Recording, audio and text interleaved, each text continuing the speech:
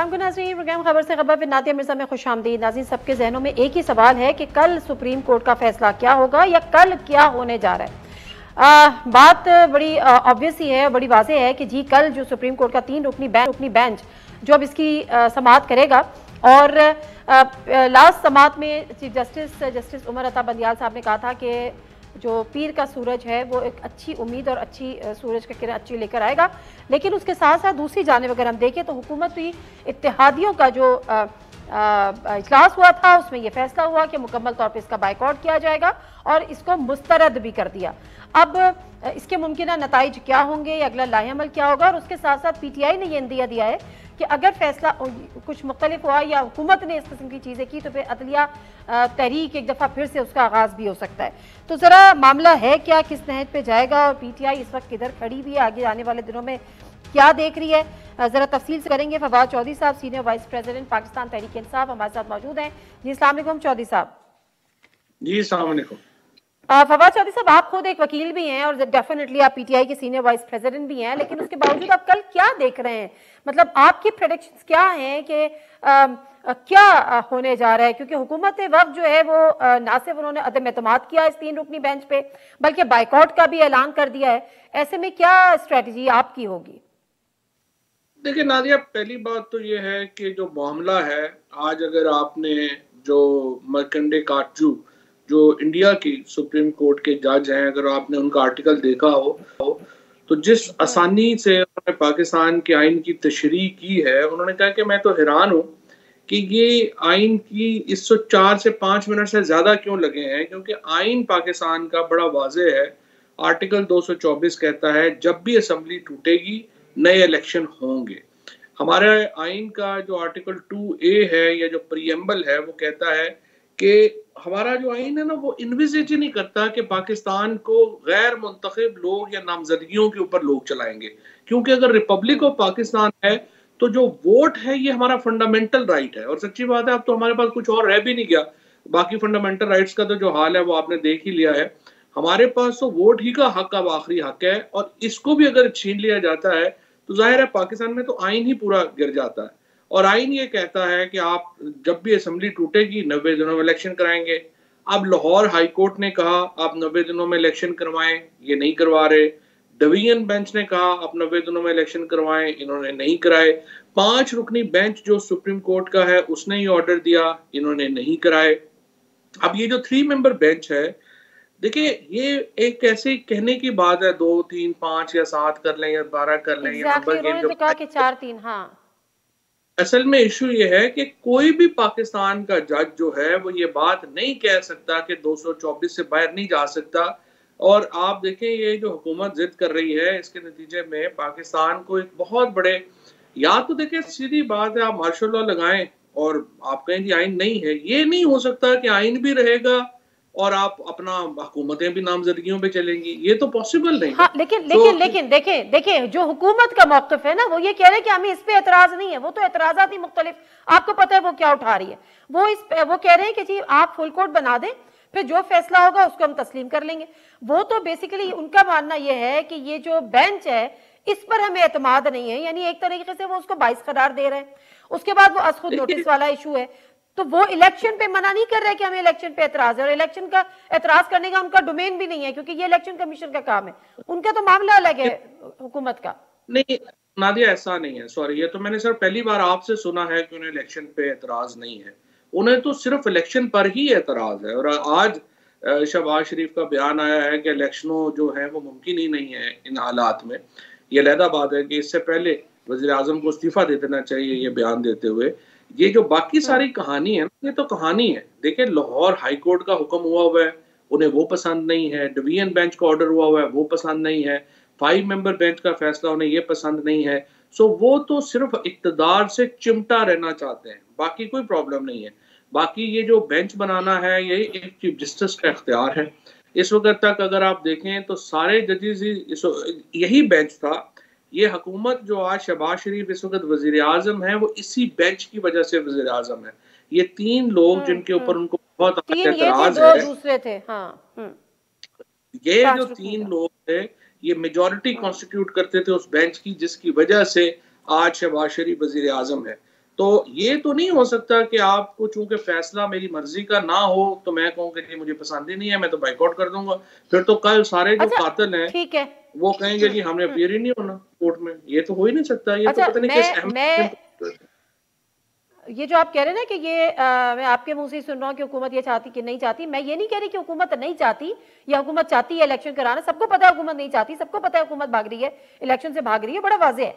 मेरा पॉइंट ये था कि जो सुप्रीम कोर्ट में अपना मौकफ या अपने अटॉर्नी जनरल, उनका मौकफ ये नहीं कि हम इलेक्शन कराना नहीं चाहते, वो जिन दीगर चीजों के पीछे छुपने की कोशिश कर रहे हैं। नहीं, सुप्रीम कोर्ट में भी उनका यही मौकफ है कि हम इलेक्शन नहीं कराना चाहते। अटॉर्नी जनरल ने जो 3 दिन आर्गूमेंट किए हैं, ये जो सारे 3 दिन आर्गूमेंट हुए हैं, वो आर्गूमेंट ये हुए हैं कि हुकूमत कह रही है कि हम इलेक्शन नहीं करवा सकते और हम नहीं कराना चाहते, फैसिलिटेट नहीं कर सकते। अच्छा चले, अब हुकूमत ने बाइकआउट कर दिया, इस बेंच पे अदम एतमाद का इजहार कर दिया और फैसला आने जब बड़ा कैटेगोरिकली कह दिया कि जी जिस बेंच पर ही एतबार नहीं है उसका फैसला तस्लीम कैसे करेंगे, तो तस्लीम ना करने की सूरत में क्या इसके कॉन्सिक्वेंसेस हो सकते हैं आपकी नजर में? नहीं, इसके कॉन्सिक्वेंसेस तो आ चुके हैं। आपको याद होगा कि जो इन्होंने बाइकआउट करने की बात कही थी जब पंजाब असेंबली का केस था, उसमें भी उन्होंने बाइकआउट किया था। लेकिन बाइकआउट एक ऐसा चीज है जो कि हमारा आइन और कानून उसको रिकॉग्नाइज नहीं करता। This is not a right जो कि हमारे आइन और कानून में दिया गया हो। सो जो भी फैसला सुप्रीम कोर्ट करेगी उसके ऊपर मनोआन अमल होना है। आर्टिकल 190, आर्टिकल 187 और एक जो हमारा 175 ऑनवर्ड सारे आर्टिकल्स हैं वो इस मामले में बिल्कुल वाजे हैं। सुप्रीम कोर्ट के हुक्म के ऊपर अमल दरामद करने की तमाम एग्जीक्यूटिव अथॉरिटीज पाबंद हैं और बशमूल वज़ीर आज़म के। और अदरवाइज 2 प्राइम मिनिस्टर जो हैं वो ये सुप्रीम कोर्ट ने घर भेजे हैं, तीसरा कल परसों चला जाएगा।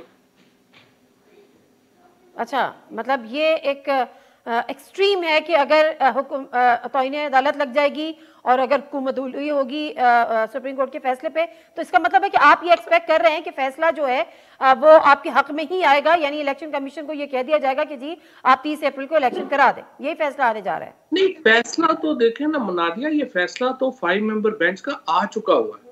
ये जो बेंच है इसके सामने उस फैसले के ऊपर अमल दरामद का मामला है कि उस फैसले के ऊपर इलेक्शन कमीशन और वफाकी हुकूमत अमल दरामद नहीं कर रही। अब उस बेंच में जो मामला है वो तो सिर्फ इतना है कि वो फैसला तो जो है उसके ऊपर अमल दरामद होना है लाजमी तौर के ऊपर। और अब जिस तरह से इन्होंने कल जो एक तौहीन आमेज स्टेटमेंट जारी की, जो जाहिर है कि आर्टिकल 204 जो हमारा है तौहीन अदालत से जो डील करता है उसको हिट करता है। अब आप खुद उस वक्त मौजूद थी जब ये यूसुफ रजा गिलानी साहब का केस था और आपको याद है कि उनको till the rising of court punishment हुई थी और उसके बाद जो थे वो वज़ीर आज़म नहीं रहे थे। सो सुप्रीम कोर्ट का फैसला, और उन्होंने भी मानने से इनकार कर दिया था। उन्होंने कहा था कि मैं नहीं मानता, आप जो मर्जी करें, और सुप्रीम कोर्ट ने फिर जो है उनको कन्विक्ट कर दिया था। तो ये कोई ऐसा नया प्रेसिडेंट तो नहीं है। अच्छा, ये नया प्रेसिडेंट नहीं है, और एक और भी जो जिसका इंदिया कल हुकूमत ने राना सनाउल्लाह साहब वज़ीर दाखिला ने दिया है वो भी कोई नया प्रेसिडेंट नहीं है, क्योंकि आपके दौरे हुकूमत में भी जस्टिस काजी फायज ईसा पर भी एक रेफरेंस दायर हुआ था और कल इसी किस्म की बात राना सनाउल्लाह साहब ने भी की। रेफरेंस का फैसला नहीं हुआ लेकिन किया जा सकता है। चौधरी साहब, ये किया जा सकता है तो फिर क्या होगा? देखिए, बात यह है कि एक मुसलसल जो हुकूमत की कोशिश है वो अदलिया को दबाव में लाने की है, और ये जो बयान राना सनाउल्लाह साहब ने दिया है ये भी उसी एक कोशिश का हिस्सा है। इससे पहले इन्होंने एक जॉइंट स्टेटमेंट जो जारी की, फिर फजलुर रहमान की जो आया प्रेस कॉन्फ्रेंस, उसके बाद राना सनाउल्लाह का ये बयान जो है वो आया है। तो ये बुनियादी तौर के ऊपर तो सुप्रीम कोर्ट के ऊपर हमलावर हैं, आइन के ऊपर हमलावर हैं, और ये चाहते हैं कि पाकिस्तान के अंदर एक आइन जो है उसको आप मिलियामेट करके तो हम हुकूमत करते रहें। तो मैं तो ये कह रहा हूँ कि अगर आप आइन को ख़त्म करना चाहते हैं तो आप ख़त्म कर दें, आप मार्शल लॉ लगा लें, क्योंकि ये तो देखो ना, हो नहीं सकता कि आइन भी रहे और आइन की जो दफ़ा पसंद है वो रहेगी, जो नहीं पसंद वो नहीं होगी। अब इससे वाजे, आपने भी मेरे साथ एग्री किया, पूरा दुनिया ही एग्री कर रही है, इससे वाजे शिक नहीं है असेंबली टूटेगी, 90 दिनों में इलेक्शन होना है। 90 दिन के बाद 91 दिन में जो हुकूमतें हैं वो इलीगल हो जाएंगी, वो आर्टिकल 6 को हिट कर जाएंगी। 90 दिन तो वैसे भी क्रॉस हो रहे हैं चौधरी साहब, आप जानते हैं कि 90 दिन तो वैसे भी क्रॉस हो रहे हैं, 30 अप्रैल को भी होते हैं। वो तो वो तो सुप्रीम कोर्ट ने दे हाँ, दिया ना हाँ, 2 हफ्ते। हाँ, मेरा हाँ, जाती तौर हाँ, के ऊपर वैसे उस पर भी एतराज है, सुप्रीम कोर्ट नहीं दे अच्छा सकती थी 90 दिन, लेकिन बहरहाल चूंकि वो उसके ऊपर अभी हो गया है और अच्छा। सुप्रीम कोर्ट का एक बात और मैं फाइनल। जरा दूसरे टॉपिक पे स्विच करूंगी। हुकूमत कहती है कि आप फुल कोर्ट बना दें, हमें एतराज नहीं होगा, जो भी फैसला होगा मनूअन तस्लीम कर लिया जाएगा। इस पे आप तो कोई एतराज नहीं है, फुल कोर्ट अगर बनता है। देखो ना, बात यही है, हमारा मसला नहीं है, ये तो चीफ जस्टिस साहब का प्रेरोगेटिव है। चीफ जस्टिस के ऊपर आपको उन्होंने कोई बात एतराज की, नहीं उन्होंने है? बड़े दलाइल, हाँ, उन्होंने चीफ जस्टिस साहब के सामने अटॉर्नी जनरल ने ये मुद्दा रखा, चीफ जस्टिस ने सुन के मुस्तरद कर दिया। So chief justice is the master of rosters और वो फैसला करते हैं। हम तो इस सिलसिले में मेरी आपकी राय की अहमियत नहीं। ठीक है, मेरी और आपकी राय की। ब्रेक लेना है हमें? अच्छा, मैं एक ब्रेक ले लेती हूँ। ब्रेक से वापस। पीटीआई की स्ट्रेटजी ये है कि दीगर जो पुरानी उनके इत्तेहादी जमातें थी और दीगर जमातें थी, उनके साथ अब राब्ते हो रहे हैं, और किस स्ट्रेटजी के तहत हो रहे हैं, क्या मामलात हैं, क्या सोचा जा रहा है, और फिर उस एमक्यूएम से हो रहे हैं जिस एमक्यूएम के बारे में जो है वो फवाद चौधरी साहब से ज़्यादा कौन जानता है। जब इमरान खान साहब ने उनको नफीस बोला था तो चौधरी साहब ने बोला था इतने नफीस हैं कि एक एक बंदे ने 30-30 बंदे मारे हुए हैं। अब एक 30-30 बंदे मारे वाले के पास दोबारा आप क्या करने जा रहे हैं? ब्रेक लेती हूँ, वापस आती हूँ, आपसे जानती हूँ।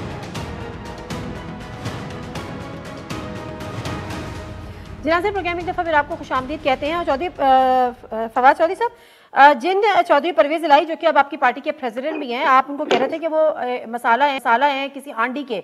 तो पहले तो मुझे बताएं कि वो मसाला किस हांडी के, और आपने उनको ऐसा क्यों कहा? प्लस अब उन्हीं को टास्क दिया है कि इत्तेहादियों से जाके मुलाकातें करें, और उन्हीं इत्तेहादियों से जिनसे आप डसे हुए हैं। पहली बात तो यह है कि ये आपने आधी बात जो है वो पता नहीं कहीं से सुन के कर ली है। पूरी बात सुनती तो आपको ये सवाल पूछने की जरूरत ना आती। और सवाल ये हुआ था कि जी परवेज इलाही साहब जो है वो प्रोटेस्ट में, और वो जो जमान पाक के बाहर हुआ है वहाँ पे वो नहीं है, और क्या क्यों नहीं है और ये नहीं है। तो मैंने ये कहा था कि हर आदमी जो है वो हर काम के लिए नहीं होता, क्योंकि जो पॉलिटिक्स है वो एक हांडी की तरह है, उसमें सारे मसाले होते हैं, उसमें कोई पावर पॉलिटिक्स के लोग होते हैं, कुछ बातचीत करने वाले लोग होते हैं, कुछ जो है वो लड़ने वाले लोग होते हैं। तो पीटीआई जो है एक बहुत बड़ी पार्टी है और उसमें हर तरह के लोग हैं, और इसलिए चौधरी परवेज इलाही साहब की जो यूटिलिटी है वो अपनी यूटिलिटी है। और दूसरा जो आपने जिस तरफ इशारा किया कि उनके ताल्लुकात हैं वो एमकेएम से मिल रहे हैं, कल हमने जो कमेटी बनाई है वो इसीलिए शाह महमूद कुरैशी साहब पे और परवेज इलाही साहब पे बनाई है खान साहब ने, क्योंकि इनके ताल्लुकात हैं, जा सकते हैं, मिल सकते हैं। जहाँ तक एमकेएम का ताल्लुक है उनके साथ जो मुलाकात है वो हम कोई उनके साथ इंतखाबी अलाइंस नहीं करने जा रहे। हमने सिर्फ उनको ये कहा है कि इसमें से हर पार्टी में हर बंदा जो है वो बुरा भी नहीं होता, और हर बंदा को उसमें बहुत अच्छा भी नहीं होता। हर पार्टी बड़ी पार्टीज है, उनमें लोग होते हैं। हम ये कह रहे हैं कि जनाब देखिए, पाकिस्तान का आइन ये कहता है, अगर आप आइन के साथ जो आइन का मामला है उसके ऊपर आपकी क्या ओपिनियन है। हम आइन को बचाना चाहते हैं, पाकिस्तान के आइन को, क्योंकि अगर इलेक्शन नहीं 90 दिन में होते तो इसका मतलब है पाकिस्तान में आइन खत्म हो गया। तो इस पे आपकी क्या राय है, और इस राय पूछने के लिए उन्हें जो है वो परवेज इलाही साहब और शाह महमूद कुरैशी साहब जो है वो मिलेंगे। जाहिर है हम उनकी राय जानना चाह रहे हैं कि उनकी क्या राय है। कोई उनसे कोऑपरेशन, कोई फेवर चाहिए आपको? नहीं, हम उनसे इलेक्शन अलायंस वगैरह के लिए नहीं जा रहे। नहीं तो सिर्फ राय जाननी है तो फोन उठाएं, आप पूछ लें। हाँ तो जाके पूछ लेंगे, एक ही बात है। नहीं, एक ही बात नहीं है ना, बड़ा फर्क है। दूसरी बात ये कि आपका जो सिंध चैप्टर जो है पीटीआई का, उसने बड़े एतराजात कर दिए उनका। हमसे तो पूछना चाहिए था उनके साथ मुलाकातें और राब्ता करने से पहले। नहीं, मेरा ख्याल है थोड़ी सी मिसकम्युनिकेशन हो गई। परवेज इलाही साहब से मेरी बात हो गई है, वो बिल्कुल आफ्ताब सदीकी साहब से, अली ज़हरी साहब को वो एतमाद में लेकर ही उन्हें मिलेंगे। जाहिर है कि कराची के सिंध के फैसले जो हैं वो हमारी जो लीडरशिप है सिंध की और कराची की, वो उन्होंने करनी है। और सिर्फ राय जान के आ जाएंगे वापस? क्या आपकी क्या राय है?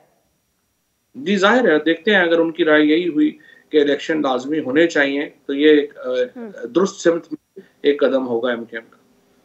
तो फिर आप क्या एक्सपेक्ट करेंगे कि फिर कोई तहरीक अदम एतमाद ले आए, सदर एतमाद के वोट का कह दें वजीर आजम से कि अगर एमक्यूएम आपके साथ खड़ी हो जाती, कम से कम इस बात पे कि हाँ जी आइन बचाने के लिए अगर खड़ी हो जाती है? आइन बचाने के लिए खड़े हो जाएंगे तो सदर साहब उन्हें कह देंगे एतमाद के वोट का, क्योंकि ये गवर्नमेंट तो 2 वोटों पे खड़ी है। लेकिन आपको पता है एमक्यूएम ऐसी खड़ी हो जाएगी आपके साथ? आपको नहीं पता कि एमक्यूएम के सिग्नल्स ऑफ कहां से होते हैं, ऑन कहां से होते हैं? क्या उम्मीद लेके जा रहे हैं आप उनके पास? एमकेएम भी फंस गई है, एक्चुअली एमकेएम भी फंस गई है फ्रेंकली। जो एमकेएम उसका ने इनके फंसना साथ मायने ही नहीं रखता, उसका फंसना निकलना मायने नहीं रखता। आपको पता है वो जो जहां फंसी हुई है वो वहां से ही नहीं निकल पा रही, तो यहाँ तो छोड़ दें, ये तो छोटी सी बात है। वो तो आपको पता है कि उनके सिग्नल्स बटन कहां से ऑन ऑफ होते हैं। नहीं, लेकिन बात यह है कि वो अहमियत चाहिए होती है ना, अगर वोटर में भी तो कोई अहमियत चाहिए ना। जिस तरह से कराची में उन्होंने अपने आप को नुकसान पहुंचाया है, जिस तरीके से जो नून लीग ने जिस तरह से पंजाब में बिल्कुल उनका सफाया हो गया, उसी तरह से एमकेएम को कराची में बहुत जबरदस्त डस पड़ी है।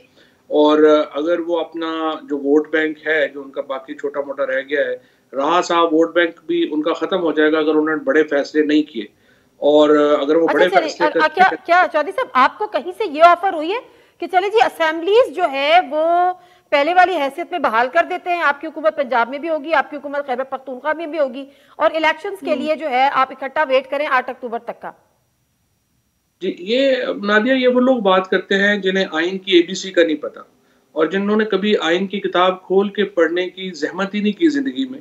उसकी वजह यह है कि हमारे आइन के अंदर कोई प्रोविजन नहीं है ऐसी कि जिसके तहत, और जिस तरह से वो उन्होंने काटजो साहब ने लिखा, दुरुस्त तौर के ऊपर लिखा कि पाकिस्तान में हम आइन को ग्रांटेड लेते हैं, जहां पे दिल होता है वो हो जाता है, जहां पे दिल नहीं होता वहां पे नहीं होता। देखिए, ये मुमकिन नहीं है। पाकिस्तान के आइन में एक दफा असेंबली टूटेगी, नया इलेक्शन होगा। रेस्टोरेशन ऑफ असेंबलीज पाकिस्तान में मुमकिन ही नहीं है आइन के तहत। बिल्कुल ठीक है। अच्छा चौधरी साहब, अब मसला ये है कि हम जिस पाकिस्तान की बात कर रहे हैं उसको हिलरी क्लिंटन डीप स्टेट करार दे चुकी हैं, और क्यों करार दे चुकी हैं ये आपको पता है। अब मामला ये है कि एक इंप्रेशन ये भी है कि जी इस्टेब्लिशमेंट नहीं चाहती कि इलेक्शंस हो, कम से कम पंजाब और खैबर पख्तूनख्वा के अलग-अलग इलेक्शंस हो और फिर वफाक के अलग इलेक्शंस हो। ये एक इंप्रेशन है जो जब आपने असेंबली तहलील की थी उसमें भी चौधरी परवेज इलाही साहब ने कहा था कि एस्टेब्लिशमेंट नहीं चाहती कि असेंबली तहलील हो। अब उनको एस्टेब्लिशमेंट को माइनस करके आपकी कोई भी एफर्ट कामयाब हो सकती है, आप समझते हैं?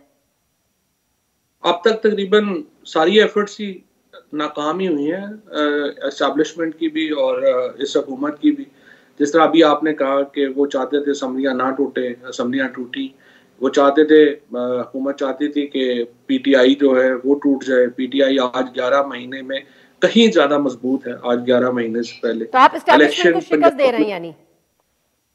देखिए, मामला शिकस्त देने का नहीं है। एस्टैब्लिशमेंट को अपना रोल जो है उसको मॉडर्नाइज करना है। और अभी तक जो हमारे मुल्क में एक पाकिस्तान के अंदर जो मल्टीपल क्राइसिस हैं, उनमें एक क्राइसिस ये भी है कि जो एक मॉडर्न रोल होना चाहिए हमारे यहाँ एस्टैब्लिशमेंट का। और ये आपके और मेरे कहने पे नहीं उन्होंने करना, ये उनका एक अपना एनालिसिस होगा कि जब वो इस नतीजे पे पहुंचेंगे कि उन्हें अपना 21वीं सदी में रोल कैसे डिफाइन करना है। और पाकिस्तान देखें कहाँ खड़ा है 75 साल बाद, हमारे इर्द गिर्द के ममालिक कहाँ खड़े हैं 75 साल के बाद। This is more of an academic question जिसके ऊपर कई घंटे बात हो सकती है। कैसे होना चाहिए, क्या होना चाहिए उन्हें, उनका और एस्टैब्लिशमेंट का बड़ा अहम रोल होता है मुल्कों में, और वो रहता है। और वो रोल पाकिस्तान में भी एस्टैब्लिशमेंट के बगैर तो कोई हुकूमत नहीं कर सकती। लेकिन इसका जो एक्सप्लिसिट रोल है जो वो डेफिनेटली वो तब्दील होगा, और वो अगर आज नहीं होगा। अच्छा, मैं आखिर में मुख्तसर से जानूंगी, मेरे पास टाइम थोड़ा सा कम है। मैं ये जानना चाह रही हूँ कि इमरान खान साहब ने कहा कि बाजा साहब ने चूंकि अमेरिका को मेरे खिलाफ भड़काया, फिर रजीम चेंज में इनको फैसिलिटेट किया, तो इसलिए बाजा साहब उनके कई चीजों पे, कई मामलों को लेकर उनके बाजा साहब के जनरल बाजा साहब के बड़े इख्तिलाफात थे। लेकिन अभी जो करंट हमारे आर्मी चीफ हैं, उनके साथ अभी एक इंटरव्यू दे रहे थे इमरान खान साहब, उनसे उनके साथ आपके क्या मसले हैं जो ताल्लुकात नहीं है? उन्होंने कहा मुझे नहीं पता। लेकिन आम है, बहुत सारे लोग कह रहे हैं, सीनियर जर्नलिस्ट कह रहे हैं कि जब ये डीजीआईएस आए थे तो कोई करप्शन के केसेस लेके वो खान साहब की तरफ गए थे, और इस पर खान साहब ने उनको इस ओहदे से हटाया था, यानी बरतरफ किया था डीजीआईएस। इसमें क्या हकीकत है? बल्कि मैं जरा खुल के बात कर लेती हूँ। खान साहब की अपनी यानी बुशरा बीबी के हवाले से बहुत सारे लोग ये बात कर रहे हैं। मुझे फ्रैंकली पता नहीं है, क्योंकि मैं उस वक्त नहीं था, इंफॉर्मेशन मिनिस्टर नहीं था, और मुझे ये सारे वाक़े का कोई इल्म नहीं है और कोई ऐसी बात नहीं है। लेकिन मैं समझता हूँ जनरल आसिम जो हैं उनकी एक बड़ी अच्छी रेपुटेशन है, और पाकिस्तान के मसलों में उनका जो किरदार है, उन्होंने एक स्पीच की थी काफ़ी मेरे ख्याल काफ़ी हफ्ते पहले, जिसमें उन्होंने कहा था कि पाकिस्तान को मसाइल से निकालने के लिए एक कदूरतें जो हैं उनको माफ़ करके और एक कंसेंसस बिल्ड करने की ज़रूरत है। ये जो उन्होंने स्पीच की थी, ये मेरा ख़्याल है क्रक्स है इस वक़्त उनका जो बयानिया है। उसके बाद लेकिन उनकी ना कोई बात आई है और लोग वेट कर रहे हैं कि उनकी क्या सोच है, और जो उनकी सोच है वो पाकिस्तान को शेप अप करने में ज़ाहिर है कि बड़ा अहम किरदार अदा करेगी। And everyone is actually looking towards him कि वो अपनी उनकी क्या सोच है और वो कैसे अपनी ये जो स्पीच की है उन्होंने, क्या वो इस सोच के ऊपर अगर वो आगे बढ़ेंगे तो वो कैसे बढ़ेंगे। एंड आई फील कि इस सोच के मुताबिक अगर वो बढ़ेंगे तो पाकिस्तान में सूरत हाल बेहतर हो जाएगी। ये स्पीच अगर इस सोच के पर होती तो मेरे ख्याल अब तक तो आगे बढ़ चुके होते, लेकिन एक इंप्रेशन और है, मैं थोड़ा सा चाह रही हूँ थोड़ी सी क्लैरिटी कि जी चूंकि जो भी सर्विंग हमारे करंट आर्मी चीफ हैं उनकी तैनाती को लेकर इमरान खान साहब ने उनकी तैनाती सबोटेज करने की कोशिश की थी, वो नहीं चाहते थे, इसलिए भी थोड़े फासले हैं और अदम एतमाद है, मिसट्रस्ट भी है। ये तो बिल्कुल ही गलत बात है, ये तो बिल्कुल ही गलत बात है। अगर आपको याद करें, बात कहने से पहले अगर आप थोड़ा सा अपने इवेंट्स को भी ज़रा देख लें कि मसलन जो हमने लॉन्ग मार्च था उसको हमने ख़त्म किया, बावजूद इसके कि उस वक्त लाखों लोग रावलपिंडी में जमा थे, हमने उसको ख़त्म किया बिकॉज हम चाहते थे कि जो ट्रांजिशन है वो स्मूथ रहे। उससे पहले ये चल रहा था कि आरफ अलवी साहब साइन नहीं करेंगे असम्बली, डॉक्टर अलवी ने असम्बली जो है वो साइन। उससे पहले ये चल रहा था कि शायद पीटीआई इससे पहले पहुंच जाएगी और वहाँ पे मामला जो है वो ख़राब हो जाएंगे। हमने अपना लॉन्ग मार्च को डिले किया, हम नहीं हुए। सो जो जनरल आसिम साहब की जो तैनाती है उसमें तो हमने बड़ा I would say important role अदा किया कि वो एक स्मूथ ट्रांजिशन के जरिए आर्मी चीफ बने। ठीक है, एक आखिरी सवाल, एक इंप्रेशन ये भी है, कुछ इस पे भी बात हो रही है, भी सुहेल बड़ाई साहब भी कह रहे थे कि बल्कि ख्वाजा साद रफीक भी कह रहे थे कि अगर इमरान खान दोबारा इक़्तिदार में आते हैं तो वो फिर इंतकामी सियासत करेंगे, वो हर एक से बदले लेंगे, वो गिन गिन के बदले लेंगे, वो जेलों के पीछे डालेंगे, और दूसरी तरफ भी बहुत सारी इशारतन बातें हो रही हैं। तो इन चीज़ों को ज़ायल करने का, इस इंप्रेशन को ज़ायल करने के लिए पीटीआई या इमरान खान साहब को बयानात कोई स्ट्रैटेजी मुरतब करेंगे कि जी इस इंप्रेशन को कैसे ज़ायल करें, अगर आपकी ये ख्वाहिश नहीं है और हिकमत अमली नहीं है तो? देखिए जी, इंतकामी सियासत तो नहीं होनी चाहिए, इसमें तो कोई दो राय नहीं है। हमारे साथ बड़ी जातियाँ हो रही हैं इस वक्त, 3100 लोग जो हैं वो हमारे गिरफ्तार किए गए, फिर मुझे गिरफ्तार किया गया, आज़म सवाती साहब, अभी आपके सामने अजहर मशवानी, शाहिद हुसैन, मतलब किस किस का नाम लें, शहबाज गिल और हसन न्याजी, एक लंबी फहरिस्त है अब हमारी लोगों की। और ये हुकूमत को नहीं करना चाहिए था मेरे ख्याल में। इससे तलखियाँ असल तो इससे बड़ी हैं। अगर ये तलखियाँ बड़ी कम होती, अगर ये आइन और कानून के मुताबिक चलते और मज़हका खेज़ मुकदमों में खान साहब के ऊपर जो ज़मान पाक के ऊपर हमला किया गया, खान साहब के ऊपर जो जिस तरीके से वारंट ऑफ अरेस्ट जो है वो लेके आ गए एक मजिस्ट्रेट का, जो बिल्कुल गैर कानूनी था, और ये सारा अमल जो है वहाँ पे किया गया, और ये तलखियाँ जो है इसकी वजह से बढ़ी। लेकिन मेरे ख्याल में कोई ऐसा मसला नहीं है इसको कम करना, इंतकाम से तो नहीं मुल्क चलता। आपने जो गिरफ्तारियां गिनवाई हैं उसमें अजहर मिशवानी साहब, अजहर मिशवानी को किसने गिरफ्तार किया था? अजहर ने अभी जो है वो कहा है कि हाँ, उसको तो गिरफ्तार भी नहीं किया, लेकिन अजहर ने कहा है कि मैं नहीं बता। अजहर ने कहा है कि मैं अभी नहीं बात करना चाहता, मैं बाद में बात करूँ। अच्छा, नॉर्दर्न एरियाज की सैर को तो नहीं गए हुए थे? ये आप मिलेंगे उनसे पूछ लीजिए। Okay fine, thank you very much Fawad Chaudhry साहब, आपके टाइम का देख लेंगे। और फवाद चौधरी साहब ने बड़ा कैटेगोरिकली ये बात की है कि इंतकाम की सियासत नहीं होनी चाहिए, और जो लोग ये सोच के बैठे हैं कि जी अगर बरसर इक़्तिदार पीटीआई आ जाती है तो वो इंतकामी सियासत करेगी, अपने अपने बदले लेगी, अपने जिसको कहना चाहिए कि गोल सीधे करेगी, तो ऐसा कुछ भी नहीं होने जा रहा। लेकिन बहरहाल मुतमईन है कि आने वाले हालात जो हैं पुरुमीद है कि बेहतर हो। सुप्रीम कोर्ट के फैसले के हवाले से भी मुख्तसर सा ब्रेक लेते हैं। तो पीपल्स पार्टी से लोगों को बड़ी उम्मीदें वाबस्ता है, क्योंकि पीपल्स पार्टी वो जमात है जो बानी आइन की जमात है, और उसकी जो एक लेगेसी है वो आइन, जमहूरी रिवायात ये हैं। लेकिन ऐसे मामले पर जब तमाम चीज़ें हमें लग रहा है एक आइनी बहरान, ऐसे में पीपल्स पार्टी की जो खामोशी है वो लोगों को बड़ा टीज कर रही है। वजह क्या है? वापस आते हैं तो कमरुज़ मकारा साहब हमारे साथ होंगे, उनसे जानेंगे।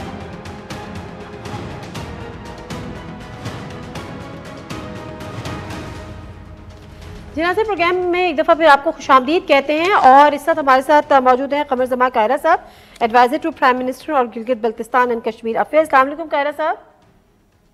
जी वालेकुम अस्सलाम। Thank you very much Kaira साहब फॉर योर टाइम। कायरा साहब, मामला ये है कि कल अब जो लोगों के जहनों में जो सवाल है कि जी कल क्या होने जा रहा है, सुप्रीम कोर्ट का 3 रुकनी बेंच जो कल समाअत कंटिन्यू करेगा और उसी बेंच पे जिसपे इत्तेहादी जमातें बशमूल ज़ाहिरा पीपल्स पार्टी इस बेंच को मुस्तरद कर चुकी, अदम एतमाद कर चुकी, इसका बाइकआउट कर चुकी। इसके मुमकिन नताइज क्या होंगे और इससे फर्क क्या पड़ने जा रहा है? बाइकआउट से आपकी मुराद क्या है? क्या जो फैसला आएगा उस पर भी अमल दरामद से आप लोग इनकारी होंगे?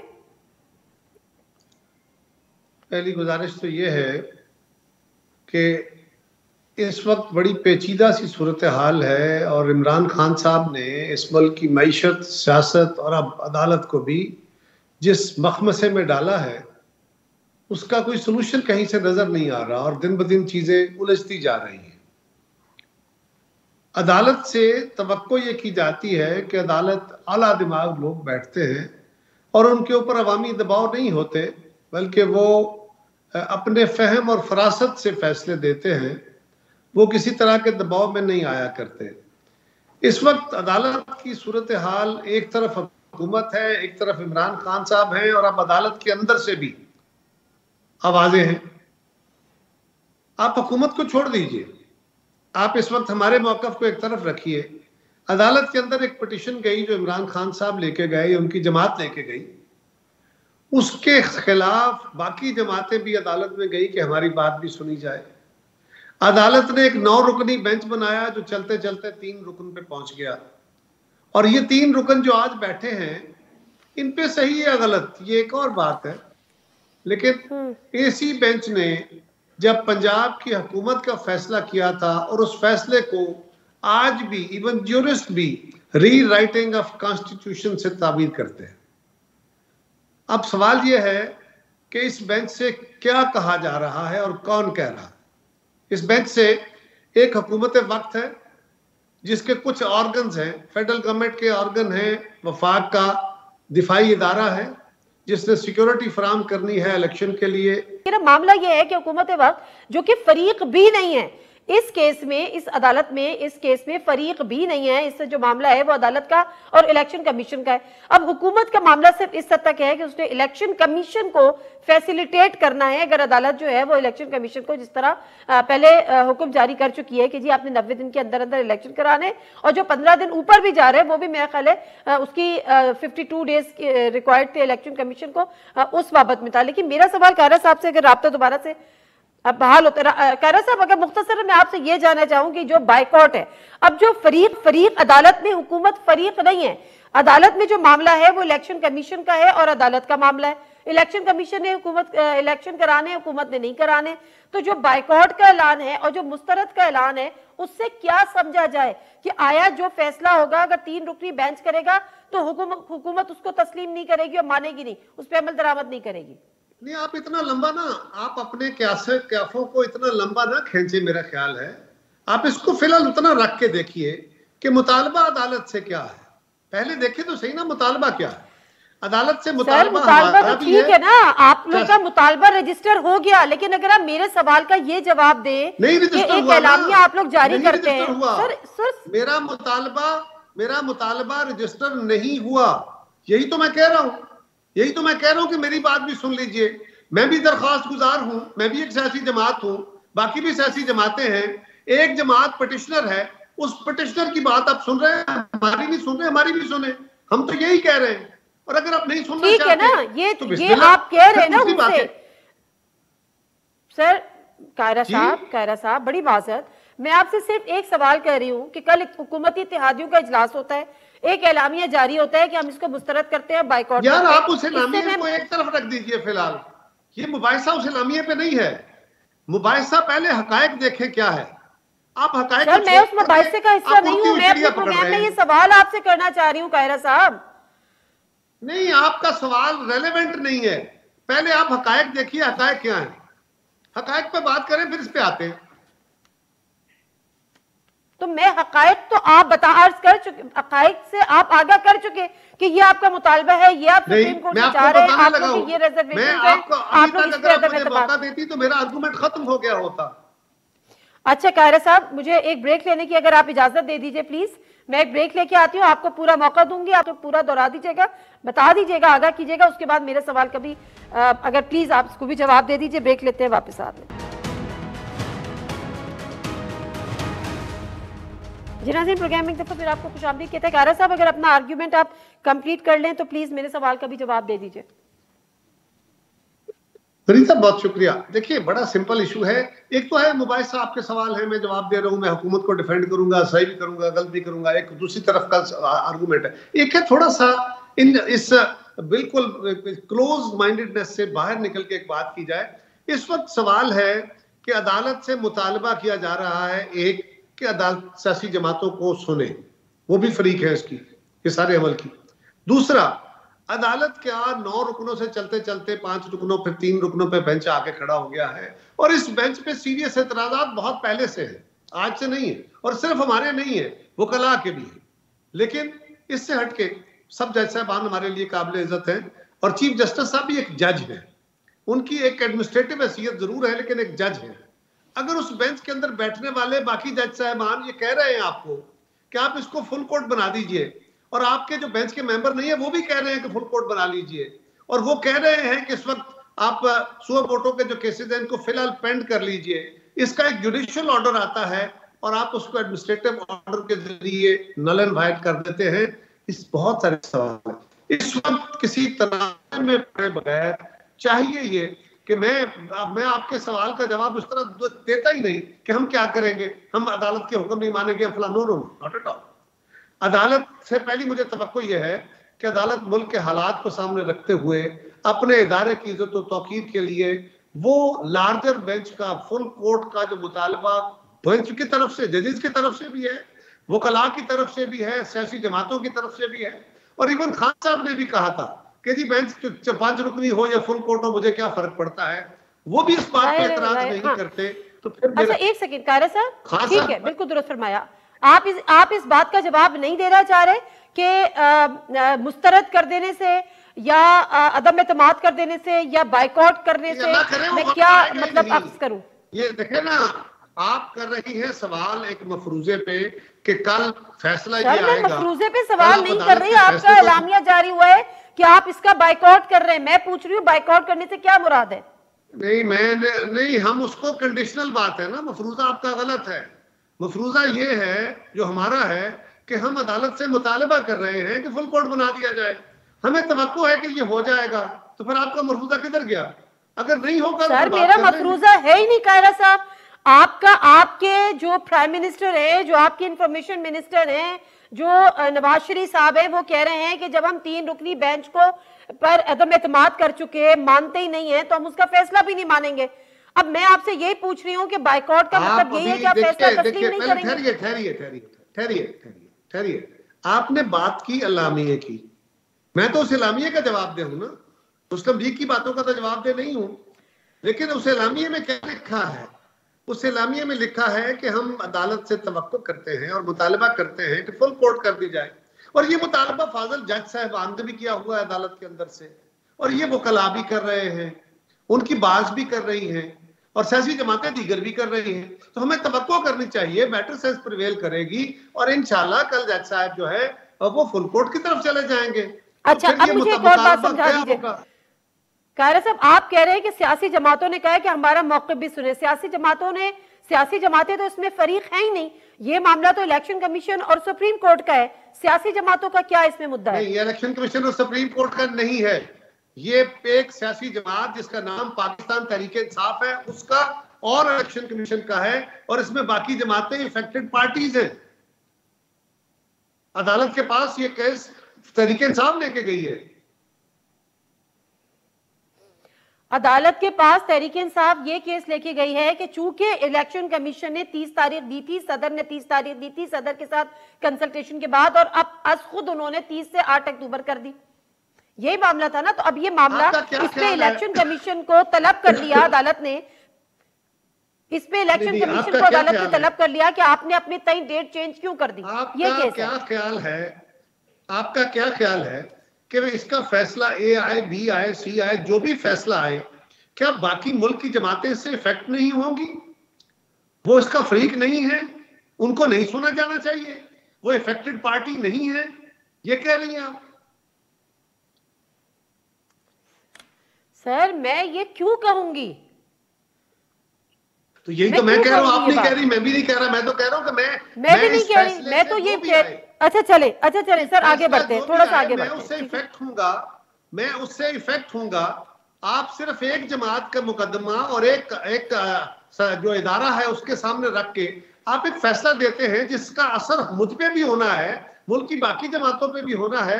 तो मेरा ये मुतालबा बिल्कुल रास्त है कि आप मुझे भी सुने, मेरा भी मौकफ लें। आप मेरा मौकफ लेने को तैयार नहीं है, क्यों नहीं है? नहीं, अदालत ने आपकी पिटीशन, आपकी दरख्वास्त मुस्तरद कर दी कि हम आपको नहीं सुनेंगे। अदालत ने कहा बाद में देखेंगे, फरीब बनने की दरख्वास्त दी है, पहले आ जाएगा, बाद में क्या देखना है जी? नहीं, आपने फरीब बनने की दरख्वास्त दी है, अदालत में जमा कराई है? जी बिल्कुल जनाब, फारूक नायक साहब हमारी तरफ उसको मुस्तरद कर दिया चीफ जस्टिस ने कि हम आपको नहीं सुनेंगे। मैंने अर्ज किया, हमारी तरफ से फारूक नायक साहब 2 दफा पेश हुए, मैं उस दिन अदालत में था। अकरम शेख साहब पेश हुए मुस्लिम लीग की तरफ से, हमारे भाई पेश हुए JUI की तरफ से, और कोर्ट में कहा, जज साहब ने कहा बाद में सुनेंगे, देखेंगे बाद में आपका मुकदमा, आपका केस क्या है। लेकिन हम ये कह रहे हैं कि एक जमात अपना केस लेके गई है और एक इदारे के खिलाफ गई है, वो इदारा इफेक्ट नहीं होगा, उस इदारे का एक पार्टी के तौर पे उसमें इतना बड़ा एक स्टेक नहीं है जितना बड़ा स्टेक इस मुल्क की बाकी जमातों का है। उन जमातों का भी इस्तेहकाक है, उनको भी बात सुनी जाए। और दूसरा कि ये केस जो है अब फुल कोर्ट सुन ले, क्योंकि ये बहुत कॉम्प्लिकेट हो गया है। और केस फुल कोर्ट में हम ये तो नहीं कह रहे कि हमारी मर्जी का फलां जज बैठे और फलाना बैठे। अच्छा, तो अगर इलेक्शन जो है वो 30 अप्रैल को हो जाते हैं तो इससे आप इफेक्ट होंगे बहैसियत एक पॉलिटिकल पार्टी? नहीं, मुझे तो तवक्को ही नहीं है। मैं तो आपके सवाल को बाद में कंसिडर करूंगा, मैं इसको कंसिडर ही नहीं कर रहा। मैं तो समझ रहा हूं कि अदालत बेटर सेंस प्रिवेल करेगी, अदालत फुल कोर्ट कर देगी और इंशाल्लाह। अच्छा ठीक है। आज शाह महमूद कुरैशी साहब ने पीपल्स पार्टी के हवाले से कोई बात की, एक शॉर्ट क्लिप है, वो सुनते हैं, उसका जवाब चाहूंगी आपसे। जिसपे पीपल्स पार्टी बड़ा फख्र करती है, क्या आइन, आज आइन शिकली हो रही है, बिलावल खामोश है। मुझे आज ये कहने की इजाजत दीजिए कि भुट्टो के नवासे ने भुट्टो के आइन पर हमला करने का फैसला कर लिया। वो आइन जिस पर पीपल्स पार्टी मुत्तफिका आइन पर फख्र करती थी, आज उस आइन को ज़र्ब लगने जा रही है, अल्लाह ना करे, और उसका नवासा उसमें उन कुव्वतों के साथ हम कलाम हो जाए जो ऐसा कर रही हैं। तो फिर जाहिर हो गया जो आइन भुट्टो ने बनाया वो जरदारियों ने बर्बाद कर दिया। Your comments on this sir Khaira साहब? देखिए, गुजारिश ये है, शाह महमूद कुरैशी साहब का एक मौक़िफ़ है जो हमारे खिलाफ है और उनका बुग़्ज़ है, उसमें उनका अपना इस्तेहकाक है, उन्होंने बातें कर दी। कल अदालत ये फैसला करती है कि ये मामला फुल कोर्ट में जाना चाहिए और फुल कोर्ट ये फैसला करता है कि नहीं, अभी टाइम नहीं है और इस वक्त इलेक्शन कराना मुमकिन, फर्ज करें एक मफरूज़ा है, शाह महमूद कुरैशी साहब इस बात पे खड़े हैं कि आइन वायलेट हो रहा है। ओ बाबा, आइन तो लोकल पार्टीज की सूरत में, आइन तो फेयर एंड फ्री इलेक्शन की सूरत में, बहुत सारी चीजों के ऊपर वो अमल दरामद उस तरह नहीं हो सका। लेकिन सवाल तो यह है कि क्या इस वक्त इलेक्शन का इनेकाद फ्री एंड फेयर रंग में 30 अप्रैल को, जबकि मरदमशुमारी में हमारी फौज और हमारे प्रोविंशियल फोर्सेस वहां एंगेज्ड हैं, ये मुमकिन नहीं है। लिहाजा अगर कल फुल कोर्ट या अदालत कहती है कि ठीक है इलेक्शन जो है वो आगे फलां तारीख को करा लिया जाए और इस पर सब इत्तेफाक कर जाते हैं, तो शाह महमूद की ये पूरी कहानी और आपका पूरा नैरेटिव ये तोड़ के रह जाएगा कि जी भुट्टो का नवासा आइन को पामाल कर रहा है, आइन सैबोटाज हो रहा है। अगर अदालत ने कहा कि नहीं हो रहा और इलेक्शन डिले करके करा ले, फिर क्या करेंगे शाह महमूद और आप? नहीं, मुझे आप शाह महमूद कुरैशी के साथ क्यों खड़ा कर रहे हैं? मैंने कब कहा आपसे ये सारी बातें? ये तो शाह महमूद कुरैशी साहब कह रहे हैं। आपके मुंह से सुन रहा हूं ना, मैं तो आपके नैरेटिव सवाल नहीं सुन रहे हैं आप सर। मैंने क्या आपको शाह महमूद कुरैशी साहब का क्लिप सुनाया कि वो ये कह रहे हैं, मैं इस पे आपका जवाब जानना चाह रही हूं। मैंने अपना तो कोई नैरेटिव बनाया ही नहीं है। मैं तो अभी गिरजीता को जवाब दे रहा हूं। बिल्कुल दीजिएगा। तो अब मैं इस चीज को तस्लीम करूं कि पीपल्स पार्टी भी ये समझती है कि 30 अप्रैल को इलेक्शन का इनेकाद मुमकिन नहीं है। तो हम क्या कह रहे हैं? वो क्या कहते हैं, घर के तुझ में नहीं कोई मौजूद, फिर ये हंगामा है, खुदा अब क्या मामला है? ये है हम तो कि क्या कह इलेक्शन रहे जो हैं? है वो इलेक्शन कमीशन ने कराने हैं, ना कि इलेक्शन पीपल्स कमीशन पार्टी कह ने, रहा ना कि है, हुकूमत ने। फरीदा ठहर जाए, इलेक्शन कमीशन कह नादिया। रहा है, इलेक्शन कमीशन ने हुकूमत से पूछा, हुकूमत के महकमों ने जवाब दिया, वजारतों ने, और हुकूमत वजीर आजम ने जवाब दिया कि हजूर वाला इन महकमों का मौक़िफ़ दुरुस्त है। यही हम कह रहे हैं ना कि इस हालात में इलेक्शन 30 अप्रैल को कराया जाना मुमकिन नहीं है। ये बात कोई नहीं है, या मुझसे क्या चलें, पूछ ठीक रही है। अब मामला ये तो मामला already कल कोर्ट में है, हुकूमत का कुछ चीजों मौक़िफ़ के है। जवाब आपसे रिक्वायर्ड थे, लेकिन बहरहाल अभी उसका जवाब नहीं देना चाह रहे। आपकी रिस्पेक्ट है आपके मौक़िफ़ की। बहुत शुक्रिया कायरा साहब। प्रोग्राम से नादिर मिर्ज़ा को इजाज़त दीजिए। अल्लाह हाफ़िज़।